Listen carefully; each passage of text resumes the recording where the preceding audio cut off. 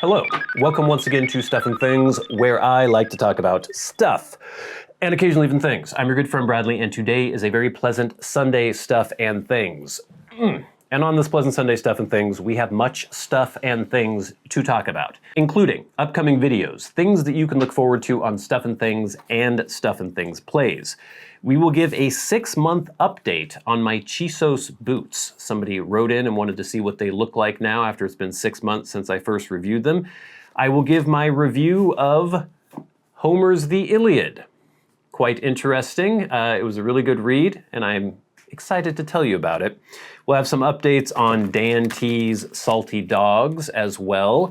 That review is coming up. And then, of course, we will have your questions, comments, and feedback in hashtag askstuffandthings. So let's get into it. All right, gang, upcoming videos. Here's where it gets interesting. I have been trying to record the timeless style video for the Levi's jean jacket or trucker jacket.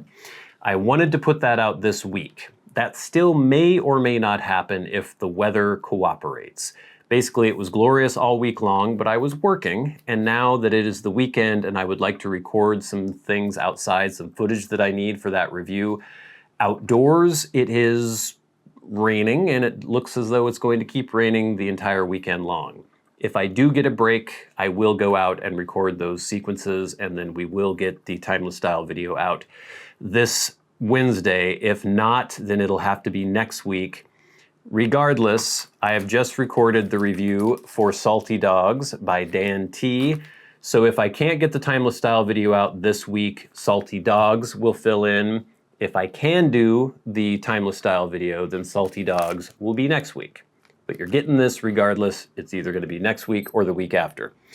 My watch just beeped. My Casio GW5000U, amazing G-Shock watch. We also have SPC Virginia Jazz. This is going to be coming up soon as well. There's another blend winging its way to me that I'm going to show you soon too. And then of course we have the Elden Ring series every Monday, Wednesday, and Saturday on Stuff and Things Plays. I am in the middle of trying to beat the first boss in the game that has given me a lot of trouble. I think on the tail end of one episode, I started trying to beat the boss, didn't finish it. The next episode I recorded for over an hour and a half and did not beat the boss. So this could be a problem.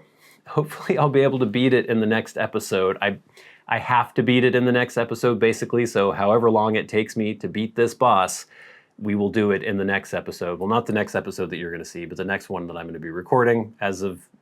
As pretty much the entire season or the whole series, I'm way ahead of what you guys are seeing. But I think we're close to the end of Elden Ring, and I'm really excited to see what's next. After that, we will probably have The Legend of Zelda Breath of the Wild 2, Tears of the Kingdom. We'll see. I'll let you know when we get there. But yeah, lots of stuff coming up on the channel. Please look forward to it.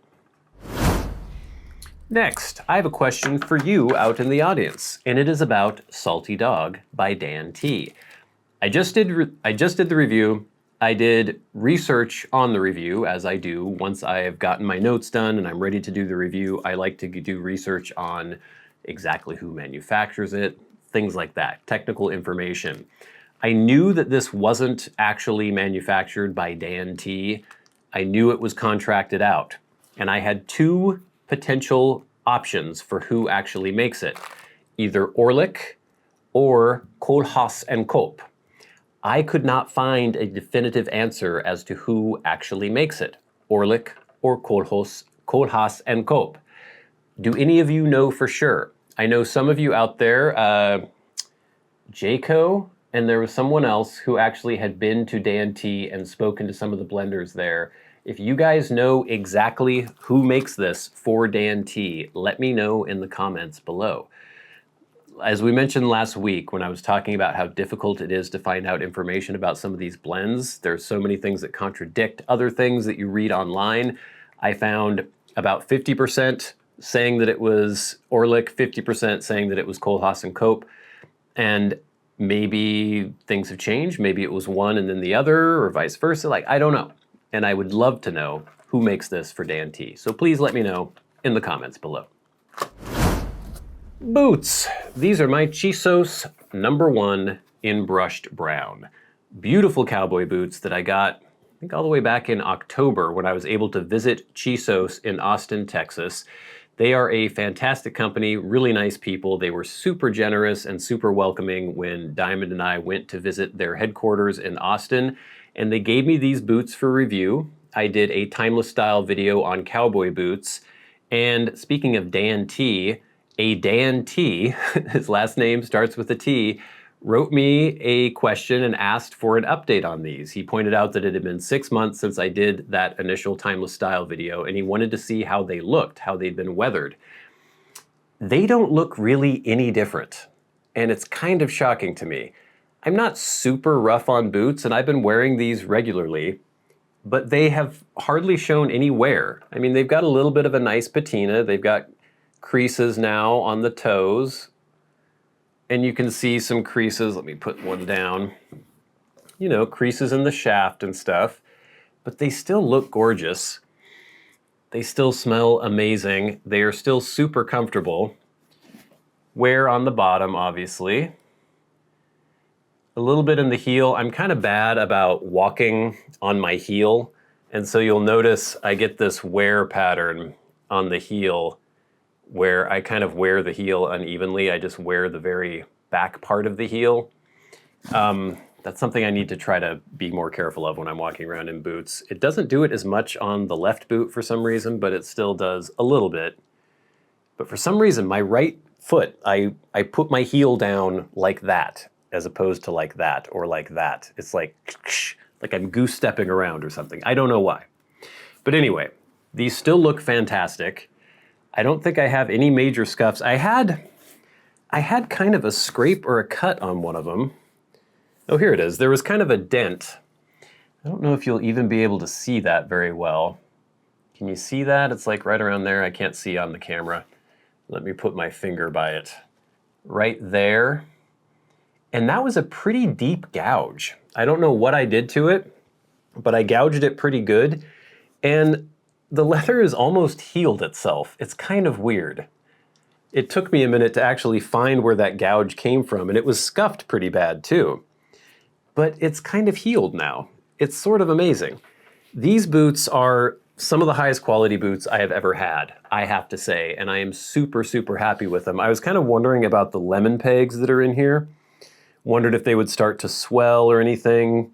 I don't notice any issue with that. Everything just looks fantastic. These boots are amazing. I love them. And I would like to get some more of theirs. They have a number, I can't remember which number it is. It's either 5 or 6. It's their roper boot. So it's a little shorter shaft, doesn't have as much decoration, so it's something that doesn't scream cowboy as much. And I would really love to get their roper in black.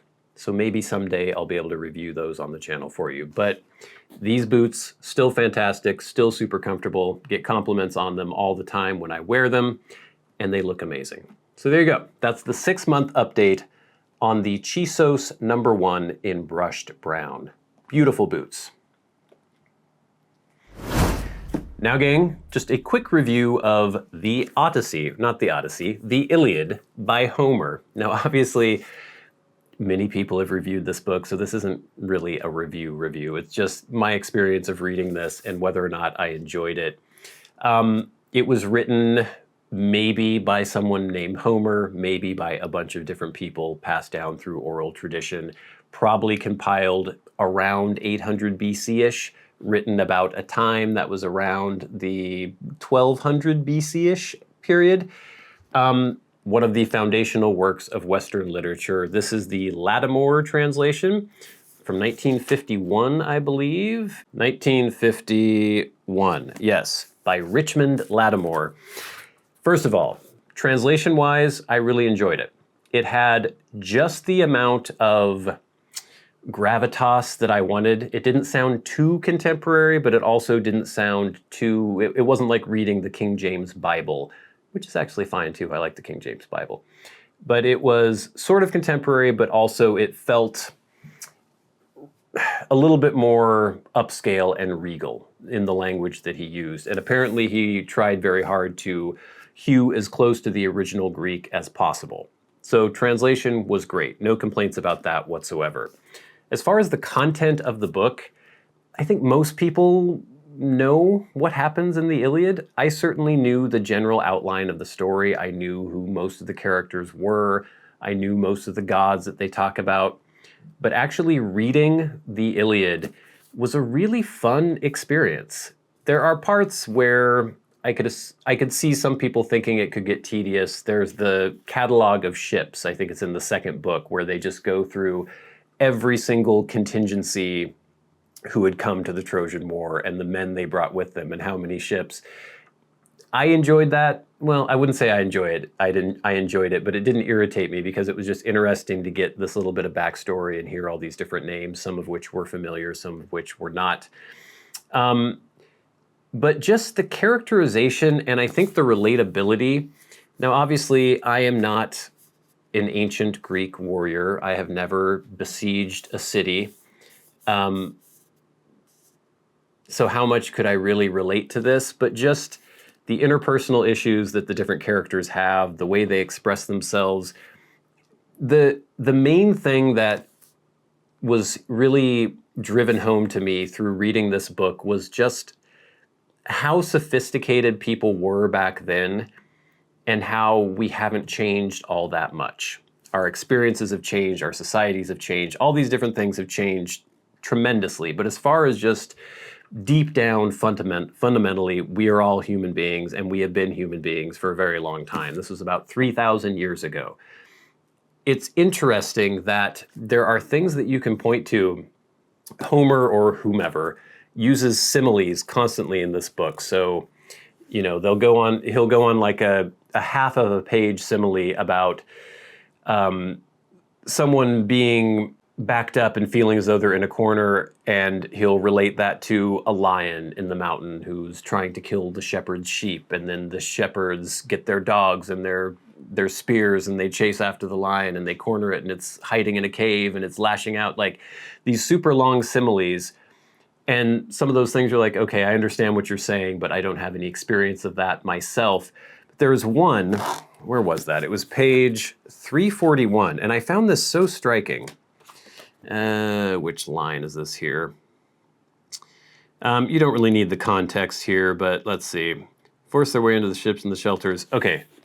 But as a chalk line straightens the cutting of a ship's timber in the hands of an expert carpenter, who by Athena's inspiration is well versed in all his craft's subtlety, so the battles fought by both sides were poled fast and even. The simile of a chalk line, I do construction work. And in construction, I use a chalk line a lot. It is a, oblong, hollow box that is filled with a spool of string. On the end of the string is a little hook. Inside the box, you put powdered colored chalk. And then you hook the one end of the line onto a board, whatever you're trying to cut. You'll measure on either end. You pull the line taut. You hold it down on either end, and then you pull up in the middle and snap it down, and it leaves a chalk line. I know most of you will know about this, but some people might not. Very basic thing. It's something I use all the time, and there's no reason, I guess, that they shouldn't have had that kind of technology 3,000 years ago. But it was so striking and relatable to me that in a book that was either written or compiled in 800 BC, they were talking about carpenters using a chalk line to make a straight line and then using that as a simile, talking about lines of battle right on the battlefield. It was just striking. And there were so many things like that in this book. There was one other simile where they were talking about little girls clutching at their mother's skirts and trying to get their attention, and the mother is busy and stressed out and can't pay attention to their child. Like, just so much universality and relatability.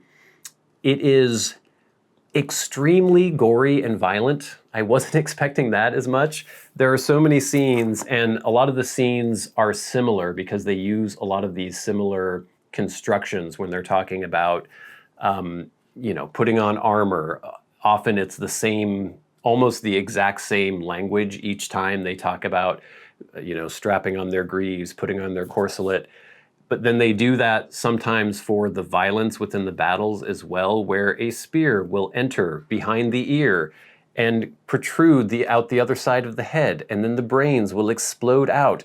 Sometimes eyeballs falling out of their head and dangling, or guts spilling out, and just super gruesome. There's one, I can't remember whose kill it was, where the spear, I think, went through the side of the head, or maybe through the chin or something, and then through the jaw and severed the tongue and the teeth, and the tongue and the teeth fell out. It's just it's striking to me. We talk about violence in movies and things like that, and we kind of shake our heads. If you were a young child listening to the Iliad being recited, in 1000 BC or even 500 BC or whatever in Greece, you got your fair share of some gruesome, gory details.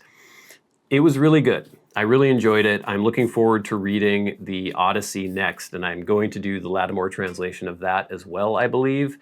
I think I may read something else in between the Iliad and the Odyssey, but we shall see. I took lots of notes. I looked up a lot of things as I was reading, because I would read about, maybe the history of a particular god or goddess. I was like, I don't remember that being the case. And then I'd look up something, different sources, different versions of these Greek myths exist. So I was kind of comparing that to the Homeric version, to other versions that I've heard. And it just opened this huge line of inquiry. It was really interesting to go back. I started reading a lot about the ancient Olympics and everything. I think it's just a really important book for people to read. Like I said, a very foundational work for Western literature, and definitely worth reading. And I definitely recommend the Lattimore translation. I don't have any other translation to compare it to, but I really enjoyed it. So that was the Iliad by Homer. It's good. Probably not the first person to say that. All right, gang, but now it is time for hashtag #AskStuffandThings. Remember, if you have a question for me and you would like it answered on the Sunday Stuff and Things, tweet at @SATBradley with the hashtag #AskStuffandThings. Or if you are a Patreon supporter, you can write to me on there and go to the front of the line. You can leave a super thanks by hitting that button under this video. Go to the front of the line. Or you can just leave me comments on my YouTube videos. I go through every single one of those and I try to pick out all the good feedback, the questions, and all that good stuff. So, but first, via YouTube, we have Talon, who says, "Hey Brad, longtime fan of the channel, probably 10 years or so at this point." Yeah, almost. When was it? I think next year it'll be 10 years. So it's been about 9 years since I started the channel. Anyway, my question is, if the laws in Washington do get stricter and progressively more silly, could you see yourself moving to another state with more sensible laws? From my own research, both Oregon and Idaho seem fairly reasonable in that department, though you would of course know better than I. Of course, there's always Alaska if you're feeling adventurous. Ha ha ha ha. I think, Talon, you're referring to gun control laws, probably. I wouldn't bet on Oregon. If they are still more liberal with gun laws, I don't think they will remain so. I mean, Oregon is just as very similar political bent as Washington. And I would not, I don't know, this isn't a subject that we need to delve deeply into, YouTube being what it is and all that good stuff and how divisive it can be. But obviously I own firearms. I'm not a huge fan of very restrictive firearm laws. Having said that, I do think that there can be some safeguards in place. I'm not going to choose where I live based on what the gun laws are. It's important to me to a certain extent, but in the grand scheme of things, it's not that important. So I wouldn't move based on that. I do find it irritating that basically Washington is trying to ban every kind of weapon, pretty much. Anything with a detachable magazine seems kind of crazy, seems like something that's going to be struck down in court if it actually does pass. But anyway, wouldn't make me move. But thank you for the question. Next, we have feedback. And this is from Scottum. This is from last week's Sunday Stuff and Things, and Scottum sent a super thanks. Thank you so much, Scottum. Scottum says, "Great video. Made me think deeply on my second favorite blend." That was when I pronounced GLP's Gaslight as my second favorite blend after Elizabethan, after Peterson Elizabethan. Sutliff 1849 is my go-to daily vapor. I find my second most reach for thus taking this. Wait a minute. I find my second most reach for thus taking that spot is Country Squire Cowboy Coffee. Cheers. I have never heard of Country Squire Cowboy Coffee. I've heard of Country Squire, but I've never heard of Cowboy Coffee. I'm gonna have to check that out. Next, from Big Ern Bladesmith, Gaslight is my #1 favorite at the moment. My meat and potatoes. As for my favorite treat blend, it is still Black House, though Star of the East Flake is a close second. Man, now that I think of it, I S Capstan Blue as much as I S Gaslight now. Dang. I remember binge watching the Bradcraft show. Still there, by the way, a couple of years ago. Thank you, Big Ern Bladesmith. And yeah, I looked into whether or not my original channel, the Bradcraft show, was still on YouTube, and it is. I don't even think I have access to it anymore. I'm not sure if I could even find login information for that. I don't know what email was used for that. But yeah, those episodes are still there. So basically there are 3 different series of me playing Minecraft. There's the original Bradcraft show on the Bradcraft show channel. There's a series on STUFFandTHINGS, this channel, and then there's a series on STUFFandTHINGS Plays. That was the most recent one. Next, from Les Brady.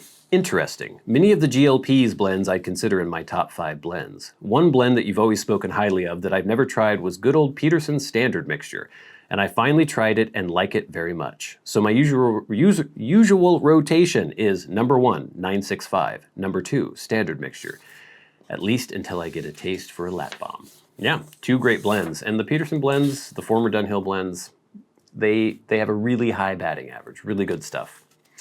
Next, MD of the North. Very nice. Gaslight is definitely up there in the top 3 for me. Good call. Also, my other faves are McClelland, but I shockingly still have plenty. Yeah, McClelland is off the market for those of you who don't know.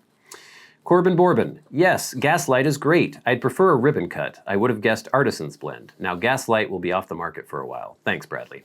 I doubt it. It seems like the GLP's blends don't have any issue with shortages for the most part. The Minecraft series had a lot of story and drama and comedy for such a straightforward and boring game.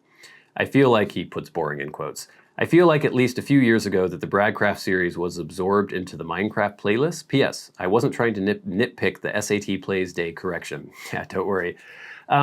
Yeah, like I said, there's still kind of 3 separate siloed Minecraft series. Maybe I should try to consolidate them all onto STUFFandTHINGS Plays, and maybe I will do that at some point. I'll let you know. Then we have Salty Dog First Impressions. This is from David Severin with a super thanks. Thank you very much, David. David says, thanks. Another great post, Bradley. Keep up the great work. Thank you, David. I will try. Mark in Rhode Island says, speaking of it being good enough to eat, when the seas were too stormy to light up a pea, the sailors of old would cut a piece off to use as chew, so the story goes. Yeah, I've heard similar things. I cannot imagine doing that. It's just, ugh, I can't imagine it. But, you know, they were salty dogs, I guess. And finally, from Emil3363, I cut mine into thin flakes and jarred it for a few days after allowing the flakes to air a bit. I dislike alcohol toppings, casings, and it's very much less detectable to me now. Very high quality Virginias. Thanks for all you do, Bradley. Watching the Elden Ring series on your other channel. Can't get enough, man. Kevin drives me crazy sometimes. Thank you, Emil. And yes, he drives us all crazy sometimes.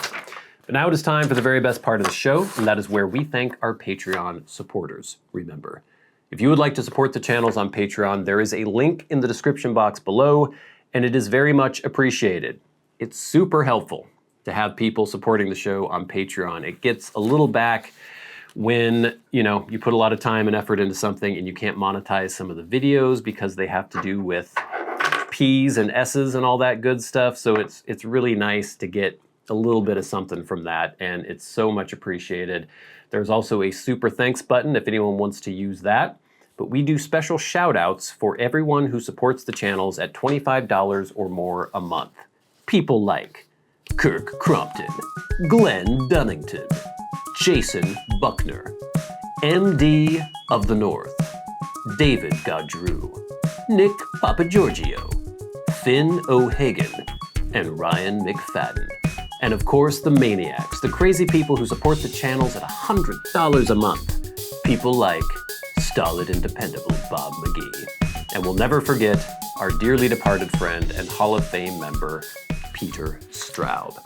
Gang, thank you so much for watching. Please subscribe if you haven't already. Like the video, leave a comment. That is all super helpful for the algorithm. Look forward to either the Timeless Style Levi jean jacket video, or Salty Dog full review this coming week. Whichever one is this coming week, then the other one will be the week after that. We have SPC Virginia Jazz coming up, all sorts of good stuff. Elden Ring every Monday, Wednesday, and Saturday. But until next time, until we meet again, I'm your good friend Bradley. You in the audience. This has been Stuff and Things on a very pleasant Sunday Stuff and Things. I'll see you later.